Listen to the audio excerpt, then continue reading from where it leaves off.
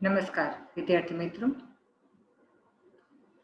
આપણે માંગની મૂલ્ય સાપેક્ષતાની ચર્ચા કરી રહ્યા છીએ. BA સેમેસ્ટર 1 અને સેમેસ્ટર 5 તેમજ બીકોમ સેમેસ્ટર 1માં માઇક્રો ઇકોનોમિક્સ એકમલક્ષી અર્થશાસ્ત્રના સિદ્ધાંતોમાં આપણે જે ચોથું યુનિટ છે માંગની મૂલ્ય સાપેક્ષતા, એની ચર્ચા કરી રહ્યા છીએ. એમાં માંગની મૂલ્ય સાપેક્ષતા માપવાની જે 3 રીત છે એમાં 2 રીતની ચર્ચા કરી લીધી આપણે, કુલ ખર્ચની અને કિંમત તથા માંગમાં થતા ટકાવારી ફેરફારની રીત. આજે આપણે ભૌમિતિક રીત, જે ત્રીજી રીત છે માંગની મૂલ્ય સાપેક્ષતા માપવાની ભૌમિતિક રીત, એમાં 2 મેથડ આવે છે, બિંદુ પદ્ધતિ એટલે કે પોઈન્ટ મેથડ અને ચાપ પદ્ધતિ આર્ક મેથડ. આ બંનેની ચર્ચા આજે કરીશું. માંગની મૂલ્ય સાપેક્ષતા માપવાની જે આપણે આ ત્રણેય રીત છે એમાં પહેલી 2 રીત ચર્ચા કરી ગયા છે. ત્રીજી રીત છે એ માંગની મૂલ્ય સાપેક્ષતા માપવાની ભૌમિતિક રીત એટલે કે બિંદુ પદ્ધતિ અને ચાપ પદ્ધતિ. બિંદુ પદ્ધતિને પોઈન્ટ મેથડ કહે છે, જ્યારે ચાપ પદ્ધતિને આર્ક મેથડ. આપણે આની ચર્ચા કરીશું. તો સર્વપ્રથમ આપણે જોઈએ કે માંગની મૂલ્ય સાપેક્ષતાના જે 5 પ્રકાર આપણે પહેલા જોઈએ, એ 5 પ્રકારમાં જે સપ્રમાણ કે એકમ મૂલ્ય સાપેક્ષ માંગ છે એની આપણે એના પ્રકારોમાં આકૃતિ દોરેલી જ હતી, જે આપણે સ્ટ્રેટ દોરી છે. આમાં હાઇપરબોલા આકારની છે, પરબીડિયો આકાર હાઇપરબોલા આકારની, જે DD1 બતાવે છે.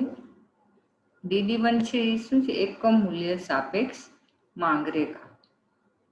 આ રેખા છે એકમ મૂલ્ય સાપેક્ષ અથવા સપ્રમાણ મૂલ્ય સાપેક્ષ માંગ રેખા દેખાડે છે. આપણે જોઈશું OX ઉપર માંગ, OY ધરી ઉપર કિંમત લીધી છે, અને આ DD1 કર્વ છે એ એકમ મૂલ્ય સાપેક્ષ અથવા સપ્રમાણ મૂલ્ય સાપેક્ષ માંગ રેખા બતાવે છે. એટલે કે જેટલી કિંમતમાં વધારો થાય એટલો જ માંગમાં ઘટાડો થાય, અને જેટલો કિંમતમાં ઘટાડો થાય એટલો જ માંગમાં વધારો થાય છે. એટલે કિંમત અને માંગમાં સપ્રમાણ ફેરફાર થાય ત્યારે એકમ મૂલ્ય સાપેક્ષ માંગ કહેવામાં આવે છે. આપણે કિંમત અને માંગમાં થતા ટકાવારી ફેરફારની રીતમાં પણ જોઈ લીધું, એના પ્રકારોમાં પણ જોયું હતું કે જેટલો કિંમતમાં ફેરફાર થાય એટલા જ ટકા માંગમાં ફેરફાર થાય તો એને સપ્રમાણ કે એકમ મૂલ્ય સાપેક્ષ માંગ કહેવામાં આવે છે. એટલે ભૌમિતિક રીતમાં આ એકમ મૂલ્ય સાપેક્ષ અથવા સપ્રમાણ મૂલ્ય સાપેક્ષની આકૃતિ આ રીતે આપણે દોરી શકીએ. હવે આખી માંગ રેખા ઉપર આ એક સરખી જ રેખા હશે. આમાં એકમ મૂલ્ય સાપેક્ષ D થી D1 સુધી બધા જ જગ્યાએ એકમ મૂલ્ય સાપેક્ષ છે અથવા સપ્રમાણ મૂલ્ય સાપેક્ષ છે. ત્યાર પછી બીજું જોઈએ આપણે સંપૂર્ણ મૂલ્ય સાપેક્ષ માંગ. હવે જો આમાં જોઈએ આપણે, આમાં શું થાય છે? OX ધરી પર માંગ, OY ધરી પર કિંમત ને DD1 કે જે પાયાની ધરીને સમાંતર છે, જેને આપણે હોરિઝોન્ટલ કહીએ છીએ. પાયાની ધરીને સમાંતર હોરિઝોન્ટલ જે રેખા છે DD1 એ સંપૂર્ણ મૂલ્ય સાપેક્ષ માંગ રેખા બતાવે છે. એ શું કહે છે કે કિંમતમાં થોડોક ફેરફાર થાય તો માંગમાં અમાપ કે અનંત ફેરફાર થઈ જાય છે. આપણે જોયું.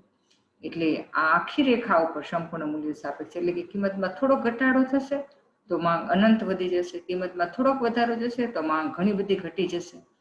એટલે કિંમતમાં થોડો નજીવો ફેરફાર અને એને કારણે માંગમાં અમાપ કે અનંત ફેરફાર થતો હોય એવું આ હોરિઝોન્ટલ રેખા બતાવે છે, પાયાની ધરીને સમાંતર.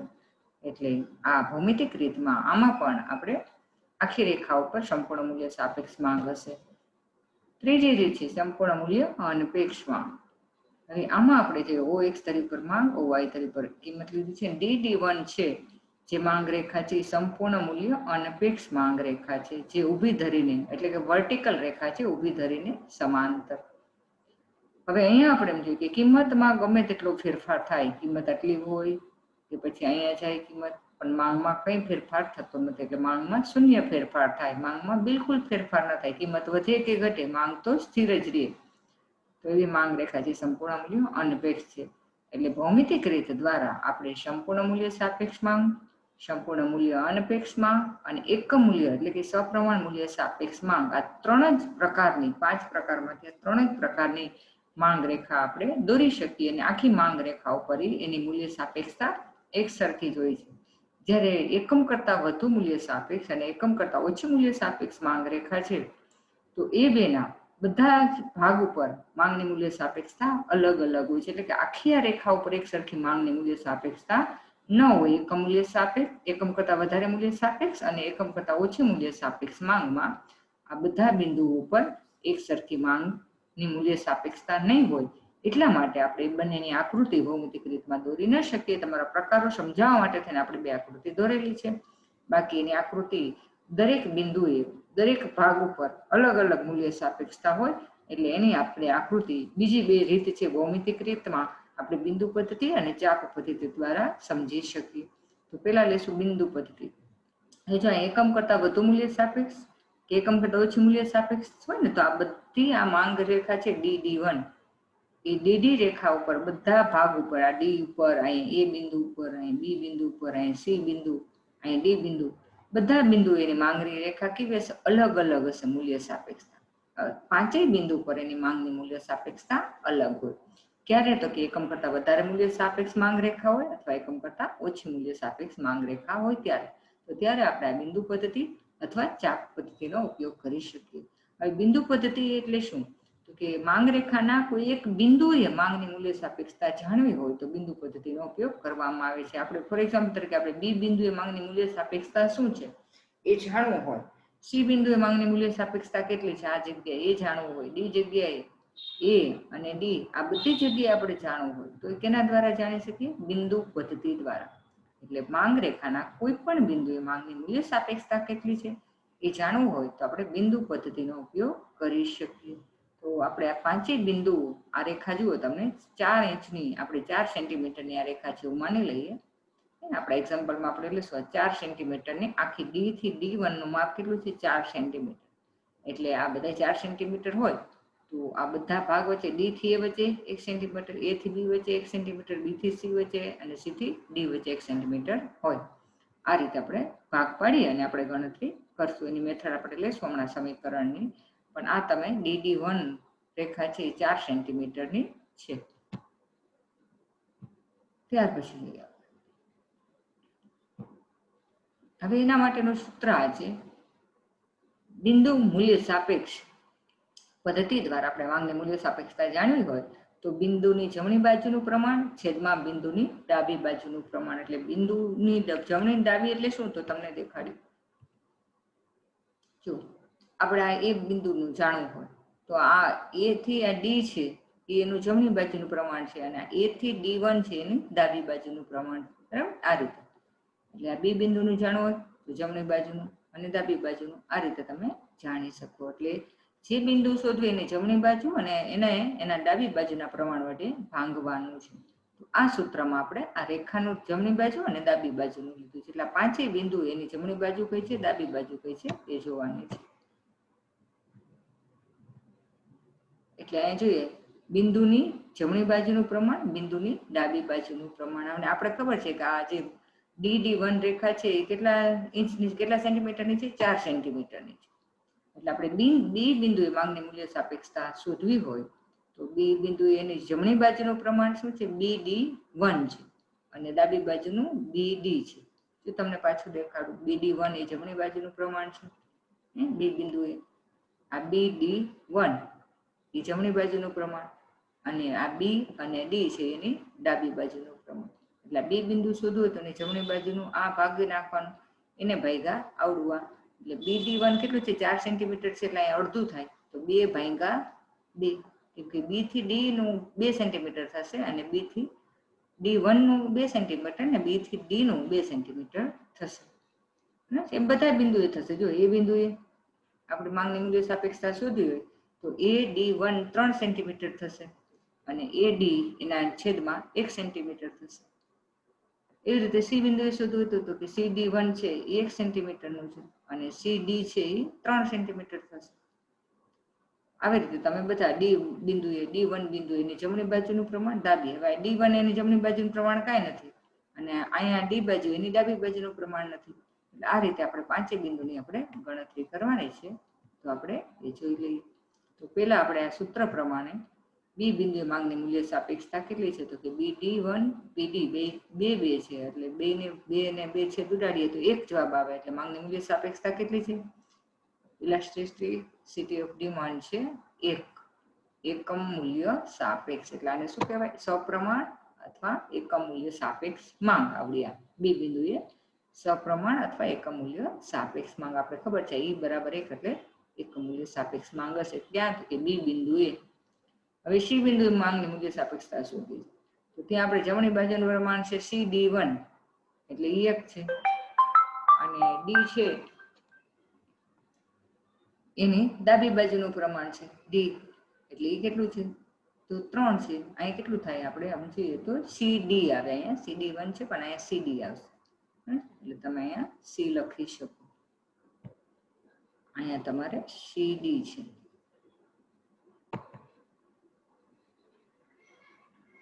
સીડી એટલે CD1 અને સીડી.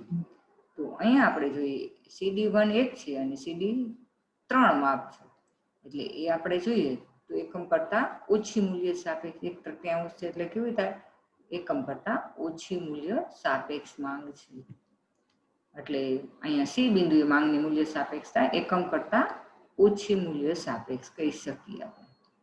હવે ત્યાર પછી આપણે જોઈએ ત્રીજું બિંદુ. આપણે બધા પાંચે બિંદુએ લેવાની છે માંગની મૂલ્ય સાપેક્ષતા. પાંચે પ્રકાર આવી જાય એટલા માટે. હવે D1 બિંદુએ એટલે જે આપણે પાયાની ધરીએ D1 હતું ને એ D1 એ શું થાય છે? 0 અને D1 એ 4 ઉપરની સાઈડ બતાવે એટલે 4 માં. તો અહીં જવાબ શું આવે ભાઈગા? તો કે 0. એટલે અહીંયા માંગની મૂલ્ય સાપેક્ષતા 0 હોય તો શું થાય? સંપૂર્ણ મૂલ્ય અનપેક્ષ માંગ કે કિંમતમાં ગમે તેટલો ફેરફાર કરીએ માંગમાં કંઈ ફેરફાર થતો નથી. ત્યાર પછી એ બિંદુએ માંગની મૂલ્ય સાપેક્ષતા શું છે? તો કે AD1 ભાગ્યા AD એટલે AD1 છે એ 3 સેન્ટીમીટર છે, AD છે એ 1 સેન્ટીમીટર છે. એટલે આનો જવાબ 3 આવશે. એટલે અહીં માંગની મૂલ્ય સાપેક્ષતા એકમ કરતા વધુ છે. 3 છે 1 થી જાજો હોય એટલે અહીંયા કેવી માંગની મૂલ્ય સાપેક્ષતા છે? એકમ કરતા વધુ મૂલ્ય સાપેક્ષ માંગ. અને હવે છેલ્લું બિંદુ રહ્યું ડી બિંદુએ માંગની મૂલ્ય સાપેક્ષતા કેટલી છે? તો જોઈએ આપણે એમાં શું ભાંગશું? તો D1 અને D1. તો અહીંયા DD1 એટલે 4 છે, D1 એટલે પાયાની ધરી આપણે D1 છે ને એ 0 છે. તો માંગની મૂલ્ય સાપેક્ષતા કેવી આવશે? અનંત, અમાપ એટલે કે સંપૂર્ણ મૂલ્ય સાપેક્ષ માંગ છે કે જ્યાં કિંમતમાં થોડોક ફેરફાર થાય તો માંગમાં ઘણો બધો ફેરફાર થઈ જાય છે. એટલે એને સંપૂર્ણ મૂલ્ય સાપેક્ષ માંગ કહેવામાં આવે છે. 0 હોય અહીંયા સંપૂર્ણ મૂલ્ય અનપેક્ષ, 1 થી વધારે હોય તો એકમ કરતા વધારે, એકમ કરતા ઓછી હોય 1 કરતા તો એકમ કરતા ઓછી, અને 1 હોય તો એકમ બરાબર મૂલ્ય સાપેક્ષ માંગ. એટલે બિંદુ પદ્ધતિ દ્વારા આપણે આ 5 બિંદુએ માંગની મૂલ્ય સાપેક્ષતા આપણે જોઈ લીધી કે આ 5 બિંદુએ માંગની મૂલ્ય સાપેક્ષતા કેટલી છે. બિંદુ બધા આપણે જોઈ છે. હવે આપણે આ બિંદુ પદ્ધતિ પછી એના પછીનો આપણે બીજી મેથડ છે ચાપ પદ્ધતિ, આર્ક મેથડ. ચાપ પદ્ધતિનું સૂત્ર છે. ચાપ પદ્ધતિ એટલે શું? તો કે આપણે બિંદુ પદ્ધતિ દ્વારા માંગ રેખાની કોઈ એક બિંદુએ માંગ રેખાના જે બિંદુએ માંગની મૂલ્ય સાપેક્ષતા શોધવી હોય તો બિંદુ પદ્ધતિનો ઉપયોગ કરવામાં આવે છે. પણ ચાપ પદ્ધતિમાં માંગ રેખાના કોઈ અમુક ભાગ ઉપર માંગની મૂલ્ય સાપેક્ષતા કેટલી છે તે જાણવું હોય તો ચાપ પદ્ધતિનો ઉપયોગ કરવામાં આવે છે. એટલે ખાસ યાદ રાખવું, કોઈ બિંદુએ માંગની મૂલ્ય સાપેક્ષતા જાણવી હોય તો બિંદુ પદ્ધતિ, પણ માંગ રેખાના કોઈ ભાગ ઉપર મૂલ્ય સાપેક્ષતા જાણવી હોય તો ચાપ પદ્ધતિ, આર્ક મેથડનો ઉપયોગ કરવામાં આવે છે.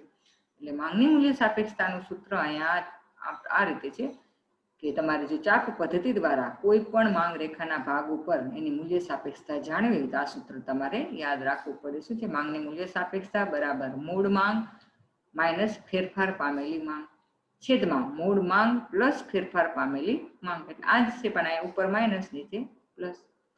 ભાગ્યા મૂળ કિંમત માઇનસ ફેરફાર પામેલી કિંમત છેદમાં મૂળ કિંમત પ્લસ ફેરફાર પામેલી કિંમત. અહીંયા પણ એવું છે માઇનસ અને પ્લસ. એટલે કિંમત પહેલા કેટલી હતી પછી કિંમતમાં શું ફેરફાર થાય છે એને કારણે કેટલી માંગ પહેલા હતી મૂળ માંગ અને માંગમાં કેવો ફેરફાર થયો છે. એટલે આ 4 વસ્તુ આપણી પાસે હોય એટલે આપણે આ સૂત્રથી દાખલો ગણી શકીએ. આનું શોર્ટમાં તમારે સૂત્ર જોતું હોય તો માંગની મૂલ્ય સાપેક્ષતા એટલે ઇલાસ્ટિસિટી ઓફ ડિમાન્ડ એટલે ED, અને મૂળ માંગને Q લઈએ, ફેરફાર પામેલીને Q1. બરાબર છે? એટલે Q માઇનસ Q1. અહીંયા મૂળ માંગ પ્લસ ફેરફાર પામેલી માંગ એટલે Q પ્લસ Q1. બરાબર? અહીંયા એને પ્લસ કર્યું છે, અહીંયા માઇનસ. Q શું છે? માંગ છે. મૂળ માંગ એટલે ખાલી ક્યુ, ફેરફાર પામેલ એટલે Q1, ભાંગ્યા પી એટલે પ્રાઇસ કિંમત. તો પ્રાઇસમાં શું થાય છે કે મૂળ કિંમતનો પી લીધો છે અને ફેરફાર પામેલીનો P1 લીધો છે. બરાબર, જો અહીંયા આપણે લીધું છે એટલે અહીંયા આપણે જોઈએ ક્યુ એટલે મૂળ માંગ, Q1 એટલે ફેરફાર પામેલી માંગ, પી એટલે મૂળ કિંમત, P1 એટલે ફેરફાર પામેલી કિંમત. એટલે અહીં સૂત્ર પ્રમાણે મૂળ કિંમતની જગ્યાએ પી, ફેરફાર પામેલી કિંમત એટલે P1, મૂળ કિંમત એટલે પી પ્લસ ફેરફાર પામેલી કિંમત એટલે P1. આ સૂત્રના આધારે આપણે દાખલો ગણવાનો છે. એક ઉદાહરણ આપણે લઈશું. પેલા આકૃતિ જોઈએ કે આકૃતિમાં એક માંગ રેખા આપેલી છે, એના એક ભાગ ઉપર આપણે માંગની મૂલ્ય સાપેક્ષતા કેટલી છે એ જાણવાનું છે. તો ચાપ પદ્ધતિની આકૃતિ આપણે જોઈએ કે ઓ એક્સ ધરી ઉપર માંગ અને ઓ વાય ધરી ઉપર કિંમત લેવામાં આવી છે, અને D1 માંગ રેખા છે, એના આર અને એસ આ બે બિંદુ વચ્ચે આપણે માંગની મૂલ્ય સાપેક્ષતા શોધવી છે. આટલામાં આપણે માંગની મૂલ્ય સાપેક્ષતા શોધવી છે, આટલા સુધી કે આર અને એસ ની વચ્ચે માંગની મૂલ્ય સાપેક્ષતા કેટલી છે. એટલે આની વચ્ચે આપણે માંગની મૂલ્ય સાપેક્ષતા શોધવી હોય તો આ બે બિંદુ એટલે કે આર અને એસ, આ બે બિંદુની વચ્ચે માંગની મૂલ્ય સાપેક્ષતા કેટલી છે એ આપણે શોધવી છે. એટલે ભાગ ઉપર આર અને એસ બે ભાગ ઉપર ઓલું શું હતું, ખાલી આર બિંદુ પદ્ધતિમાં ખાલી આ બિંદુ એટલે કે આર ઉપર કેટલી છે એ જ શોધવાનું હતું, એસ બિંદુ એ કેટલી છે એ જ શોધવાનું હતું. પણ અહીંયા શું છે કે અહીંયા આર થી એસ વચ્ચેના ભાગ ઉપર માંગની મૂલ્ય સાપેક્ષતા કેટલી છે આપણે એ શોધવી છે. એટલે આના માટે ચાપ પદ્ધતિનો ઉપયોગ કરવામાં આવે છે. હવે અહીંયા આપણે જોઈએ કે અહીંયા ઓ એક્સ ધરી પર માંગ લીધી છે, એટલે અહીંયા આપણે ઓ એક્સ ધરી પર માંગ લીધી છે એટલે શું થશે, પેલા કેટલી માંગ છે આપણે કિંમત પેલા જોઈએ, કિંમત કેટલી છે ઓપી ઉપર કિંમત, અને માંગમાં શું ફેરફાર થાય. હવે જો મૂળ માંગ એટલે ઓપી માંગ કિંમત હતી, જ્યારે મૂળ કિંમત ઓપી હતી ત્યારે માંગ કેટલી હતી, તો કે માંગ ON જેટલી માંગ હતી. હવે કિંમત ઘટીને OP1 થાય છે, P1 કિંમત થાય એટલે કે ઓપી કિંમત થાય છે ઘટીને, તો માંગ વધીને કેટલી થાય છે ON1 આટલી થાય છે. ON1 માંગ વધી જાય છે. એટલે અહીંયા આપણે કહી શકીએ કે પી છે એ મૂળ કિંમત, P1 એ ફેરફાર પામેલી કિંમત, N છે એ મૂળ માંગ અને N1 છે ફેરફાર પામેલી માંગ. એટલે આ ચારે આપણે અહીંયા મળી જશે. એટલે આપણે લેશું ઓપી, આપણે ઓલા સૂત્રમાં જોયું હતું ને મૂળ માંગ, આપણે પેલા મૂળ માંગ લેવાની છે, પછી કિંમતથી આપણે ઓલું કરવાનું છે. એટલે પેલા આપણે આમાં કિંમતમાં ફેરફાર થાય એના કારણે માંગમાં ફેરફાર થતો હોય છે, આપણે એવી રીતે કહીએ.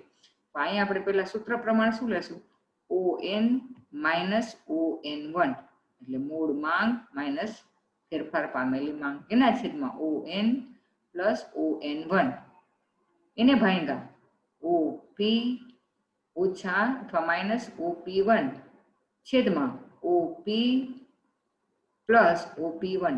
બરાબર, એટલે ફેરફાર પામેલી કિંમત, પેલા મૂળ કિંમત પછી ફેરફાર પામેલી કિંમત.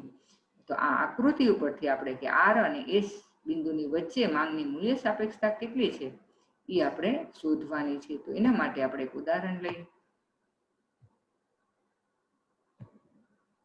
હવે આકૃતિની સમજૂતી આ ઉદાહરણ દ્વારા આપણે આરએસ ભાગ પર માંગની મૂલ્ય સાપેક્ષતા શોધવી હોય તો આપણે કીધું હતું ને ON શું છે, એની મૂળ માંગ છે, એને ઓછા ફેરફાર પામેલી માંગ એટલે ON1 છેદમાં મૂળ માંગ પ્લસ ફેરફાર પામેલી માંગ ભાંગ્યા મૂળ કિંમત એટલે OP માઇનસ ફેરફાર પામેલી કિંમત એટલે OP1 ભાંગ્યા છેદમાં આપણે અહીંયા જોઈએ તો અહીંયા શું થશે, તો અહીંયા આપણે પ્લસ આવશે, અહીંયા પ્લસની નિશાની છે, OP પ્લસ આપણે અહીં પ્લસ તમારે કરી લેવાનું છે, OP પ્લસ OP1. અહીંયા જે પ્લસ છે ને અહીંયા બસ, તો અહીંયા પણ પ્લસ જ આવે, અહીંયા તમે માઇનસની નિશાની નહીં, તમે સુધારી લેશો. એટલે આ સૂત્રમાં શું થશે, ON minus ON1 ON plus ON1 ભાંગ્યા OP minus OP1 OP plus OP1. ત્યાર પછી આપણે જોઈ લઈએ એના પછી આ માટે એક આપણે છે ને એક રકમ લઈએ ઉદાહરણ માટે, ઉદાહરણ લેશવાના માટે, અને આ ઉદાહરણને આધારે આપણે લેશું કે શું આની ગણતરી થાય. સૂત્ર મૂકીને આપણે આકૃતિના આરએસ ભાગ ઉપર માંગની મૂલ્ય સાપેક્ષતા કેટલી છે જોઈએ. તો હવે ધારો કે OP મૂળ કિંમત ઓપી કેટલી છે મૂળ કિંમત? ઓપી એટલે કે આ મૂળ કિંમત છે 10 રૂપિયા, એટલે ઓપી ની જગ્યાએ 10 મૂકશું. અને ઓએન મૂળ માંગ, એટલે ઓએન છે કેટલી છે 500 એકમની મૂળ માંગ છે. હવે ત્યારબાદ OP1 એટલે કે ફેરફાર પામેલી કિંમત, એટલે કે કિંમતમાં ઘટાડો થાય છે, ઘટીને 10 માંથી 8 રૂપિયા કિંમત થાય, એટલે અહીં OP1 થશે 8. અને ON એટલે કે ફેરફાર પામેલી માંગ, એટલે કે કિંમત ગઈ હતી 8 રૂપિયા થઈ તો માંગમાં વધારો થશે. કેટલી માંગ વધે છે? 700. એટલે અહીંયા ON1 છે કેટલી છે? 700. એટલે ON ની જગ્યાએ 700 મૂકશું. અહીંયા પેલા કેટલી માંગ હતી? તો કે 500 ની હતી, ફેરફાર પામેલી તો કે 700. એટલે અહીંયા આપણે અહીંયા પાછા કેટલા મૂકશું? મૂળ કેટલી માંગ છે? 500, અહીંયા 700. મૂળ કિંમત તો કે આપણે મૂળ કિંમત છે 10 રૂપિયા, આ બે જગ્યાએ 10, અને ફેરફાર પામેલી તો કે 8 રૂપિયા, એટલે અહીંયા 8 મૂકશું. તો આરએસની માંગની મૂલ્ય સાપેક્ષતા કેટલી છે એ શોધવાની છે. તો આપણે આ રીતે શોધી શકીએ માંગની મૂલ્ય સાપેક્ષતા એટલે ઈડી. અહીં આપણે જોઈએ છીએ આપણું સૂત્ર હતું ને ઓએન ની જગ્યાએ આપણે શું મૂળ માંગ એટલે 500 મૂક્યા, ON1 ફેરફાર પામેલી માંગ એટલે આપણે 700 મૂક્યા. અને અહીંયા આપણે નીચે પાછા બેનો સરવાળો મૂળ માંગ પ્લસ ફેરફાર પામેલી માંગનો, પછી ભાંગાની નિશાની. ઓપી એટલે 10 રૂપિયા મૂળ કિંમત છે અને ફેરફાર પામેલી કિંમત 8 રૂપિયા છે, એટલે એ બે અહીંયા મૂકી દીધું, 10 - 8 અને અહીંયા 10 + 8. આ રીતે આ સૂત્ર. હવે આના સરવાળા બાદબાકી આપણે કરીએ, આની ગણતરી કરીએ તો આપણે આની ગણતરી કરી શકીએ કે 500 માંથી 700 જાય તો -200, અહીંયા 500 અને 700 ના પ્લસ કરીએ એટલે 1200, અહીંયા 10 માંથી 8 જાય તો 2 અને 10 + 8 એટલે 18. એટલે આ રીતે આનું ગણતરી આવી ગયું. હવે આની ગણતરી છે આપણે આ પદ અહીંયા ભાંગાનું છે આ બે વચ્ચે, તો એને ઉલટાવવાનું છે આ બે પદ. હવે આને ઉલટાવશો એટલે 18 ઉપર આવી જશે અને 2 નીચે આવશે અને ગુણાકારની નિશાની આવી છે. ગુણાકાર હોય તો આપણે છેદ ઉડાડવા સારા પડે, એટલા માટે ગણતરી માટે આપણે ગુણાકારની નિશાની લઈશું, એટલે આ પદ આપણે ઉલટાવી નાખીએ છીએ. તો અહીંયા જોઈએ આ બે એમને મૂકી દઈએ, -200 1200 ગુણ્યા 18 ના છેદમાં 2. હવે આપણે છેદ ઉડાડી દઈએ, તો આપણે છેદ ઉડાડવા હોય તો ઉડાડી શકીએ. અહીંયા શું ઉડાડશું છેદમાં? તો અહીંયા તમે ઉડાડી શકો, આ 2 0 ગયા, અહીંયા 2 0 ગયા. હવે અહીંયા આ 2 6 દુ 12, એટલે અહીંયા કેટલા આવશે? તો અહીંયા આવશે 6. અહીંયા તમે 6 મૂકી શકો. હવે અહીંયા આપણે 6 તેરીને 18, એટલે 6 ને ઉડાડવો, અહીંયા ઉડાડશું આપણે અને અહીંયા ઉડાડી દે 18, 6 તેરીને 18, એટલે અહીંયા આવશે 3. અહીંયા આપણે 3 મૂકી દઈએ, બરાબર.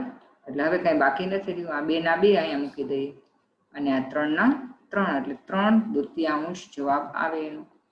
3/2 આ અહીંયા આવ્યું.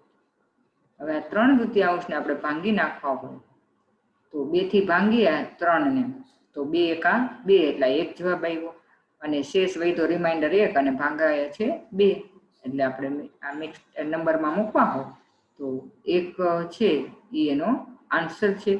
આ શેષ વધ્યો 1 અને 2 થી ભાંગ્યા છે, એટલે આપણે મિક્સડ નંબરમાં આ રીતે લખી શકીએ.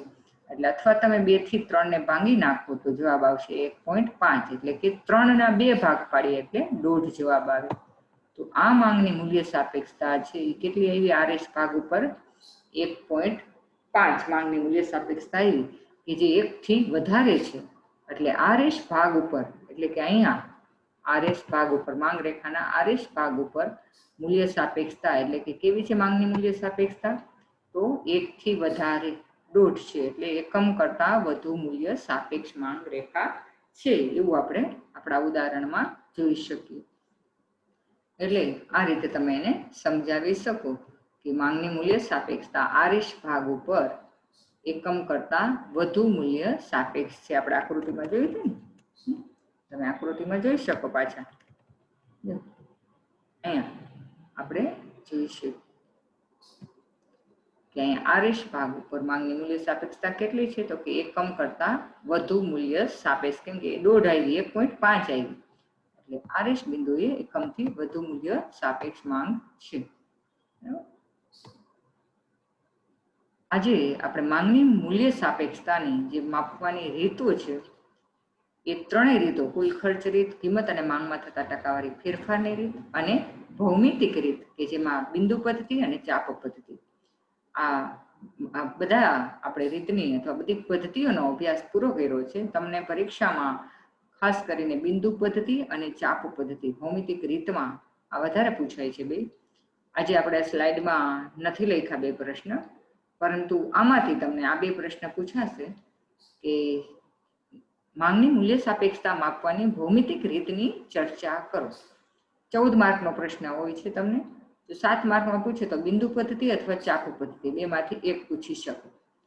એટલે તમારે આ બેમાંથી ગમે તે એક પ્રશ્નનો જવાબ આપણે આપવાનો રહે છે. એટલે આપણે શું લેશું? ભૌમિતિક રીત, બિંદુ પદ્ધતિ કે ચાપ પદ્ધતિ, ત્રણમાંથી કે પૂછે. જો બે પૂછે તો તમારે 14 માર્કનો પ્રશ્ન હોય, અને જો એક જ પૂછશે તો તમારે 7-7 માર્કનો પ્રશ્ન પૂછાશે, બિંદુ પદ્ધતિ અથવા ચાપ પદ્ધતિ. આખો પૂછે તો ભૌમિતિક રીતની ચર્ચા કરો એવી રીતે, અથવા માંગની મૂલ્ય સાપેક્ષતા માપવાની ભૌમિતિક રીતમાં બિંદુ પદ્ધતિ અને ચાપ પદ્ધતિનો અભ્યાસ કરો અથવા ચર્ચા કરો, આવો પ્રશ્ન તમને પૂછી શકે. તો હવે પાછા આપણે મળીશું માંગની મૂલ્ય સાપેક્ષતાને અસર કરતા કે નક્કી કરતા પરિબળોમાં. હવે તમારે હજુ 2-3 ટોપિક બાકી છે, એટલે લગભગ 2 લેક્ચરમાં આપણે ચર્ચા કરી લઈશું. એટલે આવતા લેક્ચરમાં આપણે માંગની મૂલ્ય સાપેક્ષતાને નક્કી કરતા કે અસર કરતા પરિબળોની ચર્ચા કરશું. ત્યાર પછી આપણે આવક સાપેક્ષતા અને સામસામી સાપેક્ષતા, જે બે ટૂંક નોંધમાં પૂછી શકાય એવા પ્રશ્નની ચર્ચા કરીશું. એટલે અહીંયા આપણે આજે પૂરું કરી. Thank you.